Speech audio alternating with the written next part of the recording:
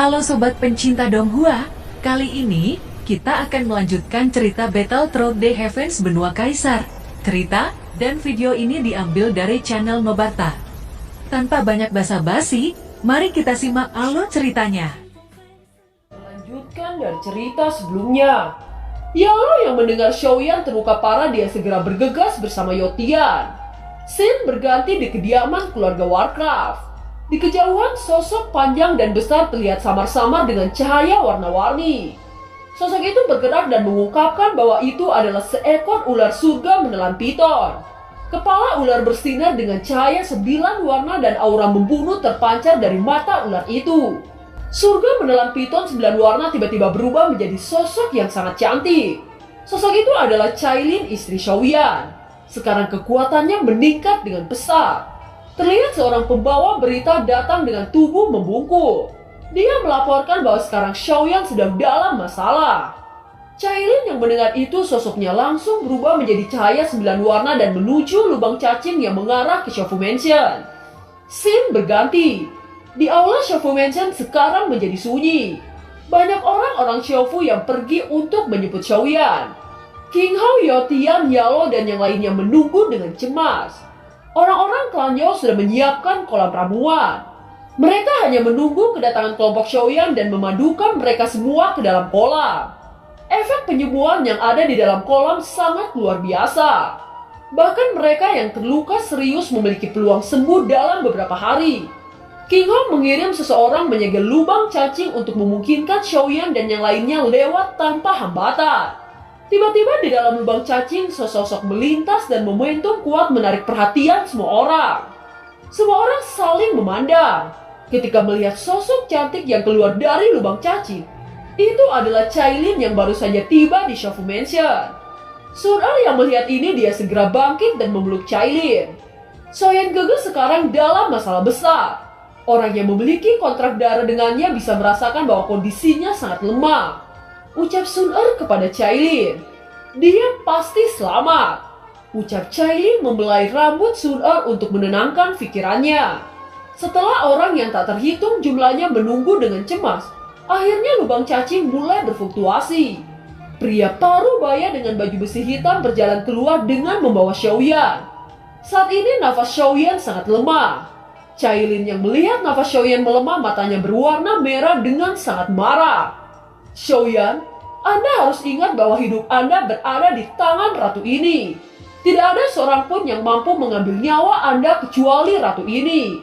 Ucap Cailin dengan meneteskan air mata. Yotian tidak menyangka luka yang diderita oleh Xiaoyan sangat serius. Bahkan dilihat dari nafas Xiaoyan itu sudah menunjukkan ke titik kritis. Longyan, King Moer, Xiaozan, Molistrom, dan Nan Erming semua muncul di depan semua orang. Masing-masing tampak sangat berantakan dengan pakaian mereka rusak. Nafas mereka juga sangat lemah. Ini membuktikan betapa mengerikannya pertarungan itu. Mereka menderita luka serius yang bahkan melukai organ dalam mereka. Saat itu Guyin ingin memberikan pukulan fatal kepada Xiaoyan. Untungnya Zanlo mengeluarkan sedikit kekuatan untuk menahan serangan Guyin. Di sini terungkap mengapa Zanlo tidak muncul untuk membunuh Guyin. Jika Zanlo secara langsung membantu Xiaoyan untuk menyingkirkan Guyin, maka keberadaan Zanlo akan diketahui oleh aliansi abadi. Oleh karena itu, Zanlo tidak membantu Xiaoyan selama dia tidak dalam hidup dan mati. Aliansi abadi adalah ranah dewa yang sangat ditakuti pada saat ini. Scene berganti. Pada saat yang sama di aliansi abadi terlihat cahaya bintang roh seperti tubuh manusia. Banyak pilar-pilar yang tak terhitung jumlahnya tersusun dengan rapi. Pilar-pilar mengeluarkan energi misterius yang mampu menembus ruang dan waktu. Sepertinya pilar-pilar itu merupakan daratan di seluruh semesta. Di antara banyak pilar ada satu pilar yang sangat tinggi. Ini lebih besar dari pilar lainnya dan cahaya biru samar terpancar dari pilar besar ini. Apakah dia berada di dunia itu? Ucap suara yang tidak tahu dari mana asalnya terdengar di seluruh ruang. Semua sosok transparan berlutut pada suara ini. Sepertinya orang yang berbicara pemimpin aliansi abadi. Saudaraku, mengapa Anda melihat menara itu untuk waktu yang lama? Jawab saudara dari pemimpin aliansi abadi. Itu sangat penting bagi saya. Apapun yang terjadi, orang itu harus ditemukan. Ucap pemimpin aliansi abadi menatap cahaya yang berbentuk bintang. Scene kembali di Shofu Mansion. Kelompok Shaoyan saat ini berendam di kolam ramuan. Sejumlah besar ramuan terus dimasukkan dan melepaskan kekuatan spiritual. Untungnya pemulihan seluruh kelompok Shaoyan mengalami peningkatan, sehingga masa-masa kritis telah terlewati. Seluruh orang-orang yang berada di dalam aula merasa sangat lega. Yotian berkata, saat ini mereka semua melewati masa kritis. Tetapi untuk bisa sembuh 100% saya membutuhkan bahan obat yang sangat langka. Hanya bahan obat ini yang mampu menyelamatkan hidup mereka. Tetapi bahan obat itu sangat langka, bahkan klan Yao dan Sang Men tidak memilikinya. Ucap Yotian. Patriark Yotian, tolong katakan bahan obat apa yang Anda perlukan. Saya akan berusaha untuk mendapatkannya. Ucap King Hao. Saat Yotian akan membuka mulutnya, tiba-tiba kumpulan obat mulai berputar dengan cepat. Tubuh Shaoyan melayang dan nyala api merembes keluar dari tubuhnya. Mulut Shaoyan terbuka dan mengeluarkan semua racun. Tubuh Shaoyan yang melayang menghisap kolam ramuan dengan kecepatan yang mencengangkan. Apa yang sebenarnya terjadi? Ucap Yotian tercengang melihat adegan ini. Mengapa tubuh Shaoyan memiliki reaksi tiba-tiba pada saat ini? Secara alami seluruh orang tampak terkejut dengan fenomena aneh ini. Yotian berjalan mendekat meletakkan tangannya di bahu Shaoyan. Tiba-tiba ekspresi wajah Yotian berubah. Melihat ini seluruh kerumunan sangat bingung. Dengan cepat Yalo bertanya, Patria, apa yang sebenarnya terjadi pada Shaoyan? Tanya Yalo. Senior, apa yang terjadi pada Shaoyan? Tanya Cailin. Yotian sama sekali tidak menjawab. Yotian berdiri dan berkata kepada anggota klan Yao, kalian semua cepat memurnikan ramuan penyembuhan tingkat tinggi dan masukkan ke dalam kolam. Teriak Yotian. Mendengar kata-kata Yotian, seluruh anggota klan Yao mengeluarkan kuali dan mulai memurnikan ramuan tingkat tinggi. Zenny yang mendengar ini dengan cepat berkata, Li Xiaolong, cepat ambil bahan obat bermutu tinggi dan berikan kepada Patriark klan Yao. Ucap Zenny. Li Xiaolong bergegas dan mengambil banyak bahan obat bermutu tinggi dan memberikannya kepada Yotian. Setelah beberapa saat, para alkemis dari klan Yao sudah memurnikan banyak ramuan pemulihan. Mereka menuangkan ramuan ke dalam kolam. Dengan kecepatan yang sangat luar biasa, ramuan itu diserap oleh tubuh Shaoyan. Semua orang terkejut melihat kecepatan pemulihan Shaoyan. Berkat api surgawi, tubuh Shaoyan mengalami pemulihan yang sangat intens. Dia hanya perlu waktu sebelum semua luka di dalam tubuh Shaoyan sembuh. Yotian yang melihat ini merasa sangat lega di hatinya. Selama Shaoyan bangun, dia selalu memiliki cara untuk mengatasi racun Nan Erming dan yang lainnya. Scene berganti. Di kediaman Quildam, Danze saat ini tidak bisa menerima kenyataan. Dia merasa bahwa saat ini hidup anaknya sudah sangat kritis. Dia tidak tahu di mana keberadaan anaknya sekarang. Danze bahkan melihat bahwa batu spiritual Penatua Wu pecah, yang menunjukkan bahwa sekarang Penatua Wu sudah mati. Bajingan! Siapa yang berani membunuh penatua saya? Siapa yang berani melakukan ini? Teriak Danze, wajahnya dipenuhi dengan kemarahan dan kesedihan yang mendalam. Tubuhnya berubah menjadi nyala api. Dalam sekejap dia menghilang dari aula. Apa yang membuat Tuan Danze begitu marah? Apa yang sebenarnya terjadi? Ucap semua murid sangat bingung. Tetapi mereka menyadari sepertinya badai besar sedang terjadi. Danze melihat tubuh Penatua Wu yang terbakar hangus. Dia menilai bahwa itu dibakar oleh api surgawi yang sangat kuat. Pelaku dari tindakan ini tidak lain adalah Shaoyan. Siapa lagi yang mempunyai api jenis ini jika bukan Shaoyan? Pada saat ini Danze membawa tubuh Penatua Wu ke dalam kolam darah. Shaoyan, saya Danze, saudara dari Penatua Wu dan ayah dari Dandan, akan bersumpah akan membalas dendam ini. Ucap Danze dengan penuh kebencian. Scene berganti di dalam aula Shofu Mansion. Di bawah pengaruh kolam ramuan, nafas Shaoyan berangsur-angsur menjadi lebih stabil. Semua orang tampak sedikit bingung. Shaoyan terlalu sesat bahkan dalam keadaan seperti itu. Dia bisa melakukan terobosan ranah. Cailin tidak ragu-ragu saat setetes darah halus muncul di tengah alisnya dan menembak langsung ke alis Shaoyan. Cailin dibudidayakan melalui metode rahasia keluarga Warcraft. 5 tetes darah esensi ini akan membantu Xiaoyan melakukan terobosan. Saat King Hao melihat ini, dia sedikit terkejut. Dia tidak menyangka Cailin bersedia memberikan setetes esensi darah. Dapat dikatakan esensi darah dari Warcraft adalah benda yang berharga. Bahkan hanya 1 setetes esensi darah akan mampu meningkatkan kekuatan secara signifikan. Bocah ini sungguh beruntung. Banyak wanita yang rela berkorban untuknya. Lelaki mana yang tidak iri dengan keberuntungan Xiaoyan? Gumam King Hao. Saat Cailin mengangkat tangan untuk memberikan lebih banyak esensi darah kepada Xiaoyan, King Hao segera maju untuk menghentikan Cailin.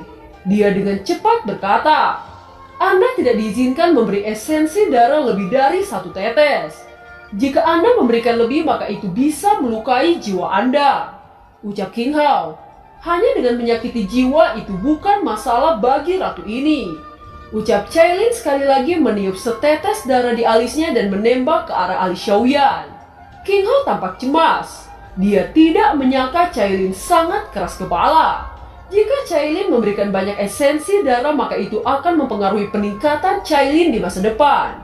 Pada saat yang sama, sosok muncul dari lubang cacing. Banyak orang-orang datang ke aula Xiaofu Mansion. Di antaranya ada keluarga Warcraft yang dipimpin oleh Chaos Immortan dan Huo Chai. Ada juga dari suku monster yang dipimpin oleh King Lin. Dan banyak sejumlah besar lainnya datang satu demi satu. Pada saat ini kerumunan melihat tubuh Xiaoyan yang berada di kolam ramuan. Saat melihat tanda-tanda Xiaoyan akan menerobos, kerumunan mengungkapkan ekspresi gembira. "Kakak Cailin, kekuatan Anda saat ini meningkat pesat. Jika saya tidak bekerja keras untuk meningkatkan kekuatan, saya khawatir di masa depan saya hanya akan menjadi beban bagi Xiaoyan Gege," ucap Sun Er. "Garis keturunan Anda di benua Douki memang sangat kuat. Tetapi di benua Daudi garis keturunan tidak bisa menyelesaikan banyak masalah. Di sini pertumbuhan adalah yang sangat sulit. Diperlukan banyak waktu dan kekayaan untuk menjadi kuat. Jika bukan karena metode rahasia keluarga Warcraft, mungkin saya tidak akan berkembang dengan pesat. Tetapi Anda mampu mencapai Daudi bintang 4 puncak tanpa bantuan metode rahasia sudah membuktikan bahwa pemahaman Anda sangat tinggi," ucap Cailin. Sun En mengangguk setelah mendengar kata-kata Cailin. Sementara semuanya menunggu dengan tenang, tiba-tiba suara gemuruh terdengar di atas langit. Langit yang cerah berubah menjadi hitam. Guntur-guntur emas terjalin satu sama lain. Sosok Xiaoyan yang berada di dalam kolam ramuan tiba-tiba membuka matanya. Xiaoyan mengangkat kedua tangannya. Nyala api keluar dan membentuk naga api besar dengan rune api surgawi memenuhi tubuh naga itu. Di kolam ramuan, tubuh Xiaoyan melayang dan duduk di atas kepala naga api. Setelah itu naga api melesat ke arah langit dan mengibaskan ekor ke arah guntur emas. Guntur emas pecah hanya dengan 1 serangan dari naga api. Setelah itu guntur emas lainnya terjalin satu sama lain saat menyerang Xiaoyan. "Bencana Daudi? Apakah Xiaoyan menembus bintang 7 akhir?" teriak orang-orang di Xiaofu Mansion. Namun Cailin mendapati bahwa tubuh Xiaoyan masih belum sepenuhnya pulih. Jika guntur emas ini menabrak Xiaoyan, maka itu bisa menjadi ancaman yang nyata bagi Xiaoyan. Cailin dengan cepat terbang di udara dan memblokir guntur emas untuk Xiaoyan. Melihat Cailin memblokir guntur emas, keluarga Warcraft sangat terkejut. Bagaimanapun Cailin merupakan gadis suci di keluarga Warcraft. Jika terjadi sesuatu kepada Cailin, maka mereka tidak akan bisa menanggungnya. "Nona Cailin, tolong turun, biarkan kami yang membantu saudara Xiaoyan," teriak Chaos Immortal. "Saya baik-baik saja. Saya mengetahui batas kemampuan saya," ucap Cailin. Dari sini Chaos Immortal tahu bahwa hidup Xiaoyan sangat berarti bagi Cailin. Demi Xiaoyan, Cailin berani mengambil resiko besar apapun. Saat ini guntur-guntur emas semakin kuat. Itu bahkan membentuk 7 naga guntur emas. Cailin yang melihat ini, dia mengatupkan giginya. Dia tidak peduli dengan resiko yang dia hadapi selama Xiaoyan selamat itu sudah setimpal. Namun kekuatan yang mengerikan terpancar dari tubuh Xiaoyan. Lautan api surgawi diaglomerasi menjadi 7 warna naga api dan melahap 7 naga guntur emas. Setelah menyelesaikan bencana Daudi, tubuh Xiaoyan mendarat dan memeluk Cailin dan Sun Er. Saya sudah membuat kalian sangat khawatir, ucap Xiaoyan dengan penuh kehangatan. Kata-kata yang diucapkan Xiaoyan membuat wajah mereka memerah. Cailin dengan cepat melepaskan pelukan Xiaoyan lalu berkata, Anda tidak diizinkan mati di tangan orang lain.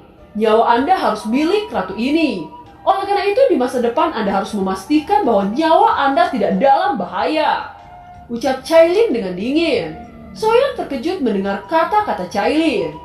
Dia mengingat saat di benua Doki bahwa Cailin pernah mengatakan kalimat ini.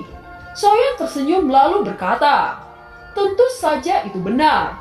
Bagaimana saya bisa membantah jika itu adalah kemauan dari seorang istri? Ucap Xiaoyan tersenyum.